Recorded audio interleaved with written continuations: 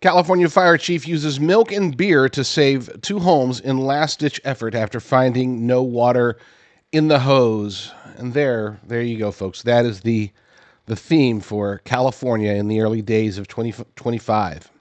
No water in the hose. No water in the hose. This article comes to us from Richard Polina over at the New York Post.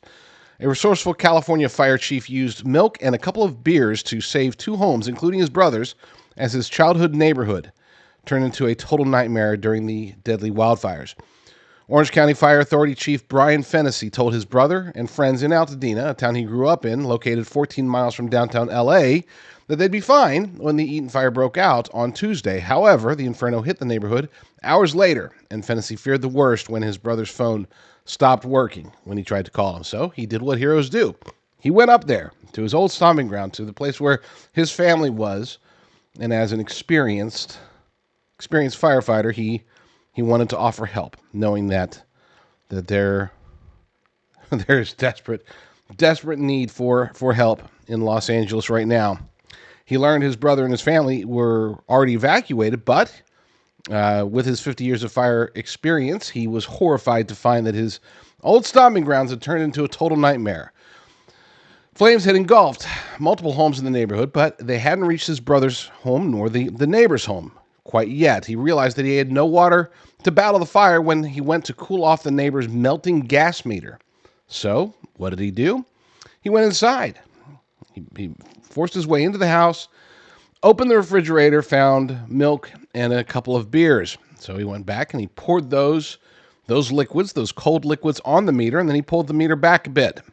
It wasn't completely out, and he wasn't sure if it was going to rekindle, but it was all he could do at the moment to save the home. However, his efforts were enough, and the two homes were the only ones left standing on the block, according to news reports. Fennessy said that if he didn't act and try to save the homes, it was unlikely any firefighters would arrive in time to prevent them from burning down with the rest of the neighborhood. And this is a very important quote from him. It's absolutely true, and it's terrifying if you live out here in California. He said, "We tell everybody, call 911 and we'll be there. This was a situation where you call 911, it's unlikely we're going to be there." And he's concerned that this is the new reality. This is the new normal. That because of just awful management, awful leadership, awful policies in California for decades, that this isn't the last massive destructive fire that we'll see out here, and it might not even be the worst. What we experience, as bad as things were, we keep talking about, especially the left keeps talking about, oh, it's climate change, but more importantly, in reality, it's heavy winds, very dry conditions, and then combined with the poor management and arsonists, apparently, well, you're going to have bad fires. But again, I don't think this is the last one, unless things drastically change. I'm not just saying, okay, well, we're going to go ahead and fill the water reserves back up. We're going to get water in the right places so that we can fight fires next time. That's not enough. They need more people. They need their equipment fixed. Apparently, there's like 75 fire trucks just sitting there waiting. They're not allowed, between lack of budget to get them fixed and too much red tape, because you know that it's not like these 75 trucks are just all stalled, completely broken down, unable to move. You know, some of them I'm sure just need an oil change or something like that.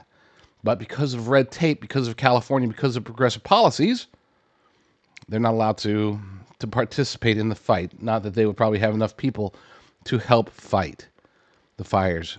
When you're faced with the lunacy and possibly the direct guerrilla warfare attacks that are taking place as people light more fires every single day, more arsonists are discovered every single day, and they're ranging from some illegal aliens, some homeless people, and some people that are like, I wonder what that person is doing and why they are participating, because they don't seem to be homeless. They don't appear to be illegal aliens, and yet they're out there lighting fires too. What is motivating them? We don't know.